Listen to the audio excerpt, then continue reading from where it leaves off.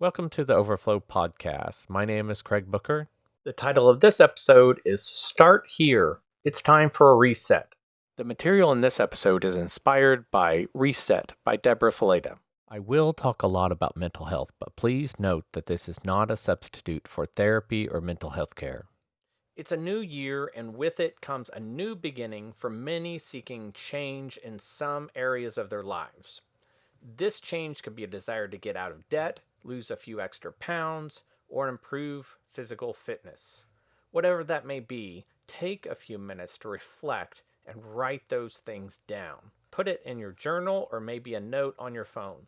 Maybe you want to make changes that will improve your brain health. You want to replace negative thinking with positive. You want to work on relationships or build a community of people around you. Perhaps it is time to let another person in on your struggles. The new year might be a time to work towards the career you have always dreamed of. We all have areas of our lives that we want to improve. The problem, according to Deborah Fileta, is that we go about this change all wrong. We may start getting up early each morning, going to the gym, or seeing a counselor. All of these are good places to start, but within a few weeks, we find ourselves slipping back into our old ways. In the first chapter of Reset, Deborah Fileta encourages readers to consider the Apostle Paul. In Romans chapter 7, verse 15 of the NKJV, Paul says, "I do not understand what I do. For what I want to do, I do not do, but what I hate, I do."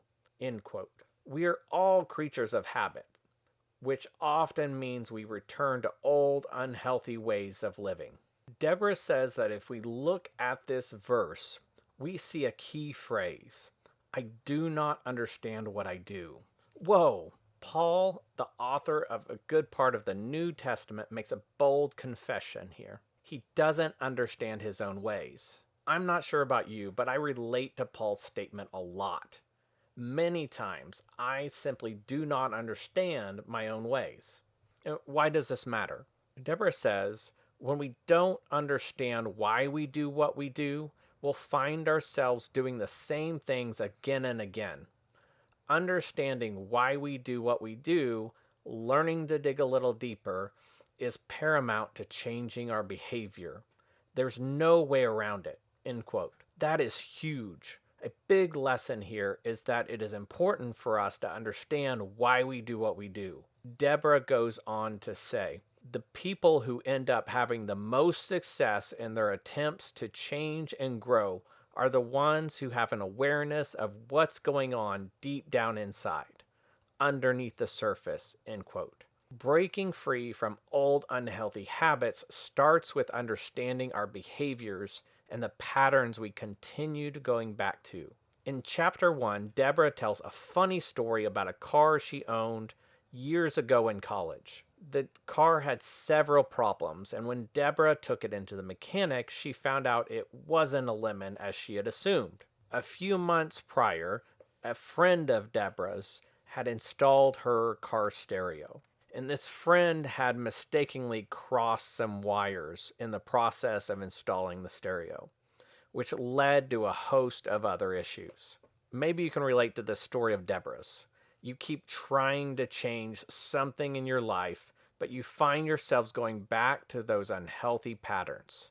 Sometimes it can feel like there is something seriously wrong with you. Have you ever stopped to consider whether you have some wires crossed underneath the surface? There are times when we develop unhealthy or untrue beliefs about ourselves, the world, or others. Deborah gives us a pattern. Thoughts lead to feelings, which lead to behaviors. About halfway through this chapter, Deborah drops a huge life-changing truth. I'll repeat it again. Our thoughts lead to feelings, which lead to behaviors. If you have ever done any gardening, you know that to get rid of a weed, you need to pull out the roots and all. If you fail to do so, the weed will pop right back up again. This same principle applies to human behavior. If we fail to get to the root of what we are trying to change, we will find ourselves returning to the same old unhealthy patterns. Deborah says, what's happening in your mind is so key to the process of transformation and change, and knowledge of it or lack thereof ultimately leads to why some people succeed and others fail. End quote. So this is huge. It tells us that our thoughts matter. If we want to see change, we need to understand why we do certain things. We need to take hold of our thoughts. Third, we need to understand our feelings. If we do this, we can have a real shot at making lasting changes. It's time for a reset. As we explore the chapters of Reset, we are going to take a look underneath the surface. Deborah Fileta will lead us on a journey towards, in her words, owning our thoughts, understanding our feelings, and changing our behaviors, end quote. If you're like me, you're tired of doing things the same old way and expecting different results. It's time for a reset. Deborah cautions readers that these changes will require ongoing effort. The practices she will teach us in the chapters ahead will involve a lot more than mere external behaviors. These changes are much deeper and will require more from you and me. I hope you will tune in to future episodes to learn more about what Deborah has to say about why we do the things we do and how we can change our behavior. That's all for this episode. If you like the video, please give us a thumbs up and be sure to subscribe so you don't miss out on future episodes.